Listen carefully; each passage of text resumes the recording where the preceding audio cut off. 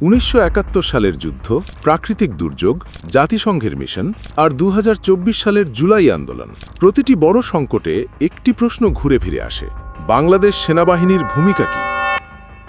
আজকের ভিডিওতে জানবেন ইতিহাস নয় শুধু, বরং দায়িত্ব, কাঠামো, আধুনিক সক্ষমতা এবং সংকটের সময়ে তাদের বাস্তব ভূমিকা। বাংলাদেশ সেনাবাহিনীর জন্ম হয়েছে মুক্তিযুদ্ধের মধ্য দিয়ে। 1971 সালে বাঙালি সেনা সদস্য, মুক্তিযোদ্ধা এবং সাধারণ মানুষের সমন্বয়ে গড়ে ওঠে এই বাহিনী। স্বাধীনতার পর সীমিত সম্পদ দিয়ে যাত্রা শুরু করলেও আজ বাংলাদেশ সেনাবাহিনী একটি পেশাদার, সংগঠিত এবং আধুনিক সামরিক বাহিনীতে পরিণত হয়েছে।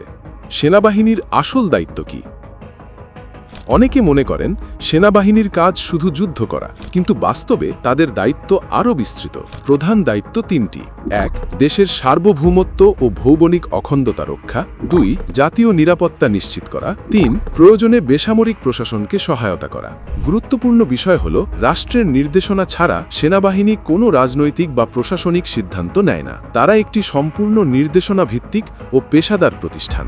2024 সালের জুলাইয়ে দেশজুড়ে বড় রাজনৈতিক অস্থিরতা তৈরি হয়, যা পরে জুলাই গণ আন্দোলন নামে পরিচিত হয়। পরিস্থিতি নিয়ন্ত্রণে রাখতে বেসামরিক প্রশাসনের সহায়তায় মাঠে নামে সেনাবাহিনী। তাদের দায়িত্ব ছিল গুরুত্বপূর্ণ স্থাপনা নিরাপত্তা, কৌশলগত এলাকায় টহল, সহিংসতা ও নাশকতা প্রতিরোধ, জরুরি পরিস্থিতিতে সমন্বয় সহায়তা। গুরুত্বপূর্ণ, এই সময়ে সেনাবাহিনী প্রশাসনিক সহায়ক শক্তি হিসেবেই কাজ করেছে, সরাসরি রাজনৈতিক ভূমিকায় যায়নি। এই ধরনের মোতায়েনকে বলা হয় ফোর্সেস গোল 2030। বর্তমানে সেনাবাহিনী দ্রুত আধুনিকায়নের পথে এগোচ্ছে। ফোর্সেস গোল 2030 পরিকল্পনার আওতায় যুক্ত হচ্ছে আধুনিক ট্যাঙ্ক ও সাজোয়াজান, উন্নত আর্টিলারি ও এয়ার ডিফেন্স, ড্রোন ও নজরদারি প্রযুক্তি, ডিজিটাল কমান্ড ও কন্ট্রোল সিস্টেম। লক্ষ্য একটাই: যে কোনো আধুনিক যুদ্ধ বা সংকটে দ্রুত, স্মার্ট এবং কার্যকর প্রতিক্রিয়া। বিশ্ব শান্তিরক্ষায় বাংলাদেশ এখন একটি বড় নাম। ইউনাইটেড নেশনস শান্তিরক্ষা মিশনে বাংলাদেশ দীর্ঘদিন ধরে শীর্ষ অবদানকারী দেশগুলির একটি।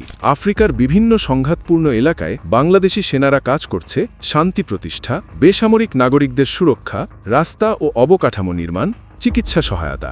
এটি শুধু সামরিক দক্ষতার নয়, আন্তর্জাতিক আস্থা ও সম্মানের প্রতীক।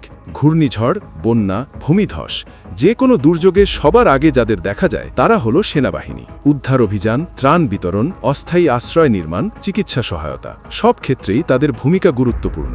কোভিড-19 মহামারীর সময়ও সারা দেশে লজিস্টিক ও মাঠ পর্যায়ের সহায়তা দিয়েছে সেনাবাহিনী। সেনাবাহিনী একটি নির্দেশনা ভিত্তিক প্রতিষ্ঠান, অর্থাৎ তারা নিজেরা রাজনৈতিক সিদ্ধান্ত নেয় না, রাষ্ট্রের নির্দেশনা অনুযায়ী দায়িত্ব পালন করে। তাই আন্দোলন, রাজনৈতিক অস্থিরতা বা সংকটের সময় তাদের ভূমিকা নির্ভর করে রাষ্ট্র ও প্রশাসনের সিদ্ধান্তের ওপর।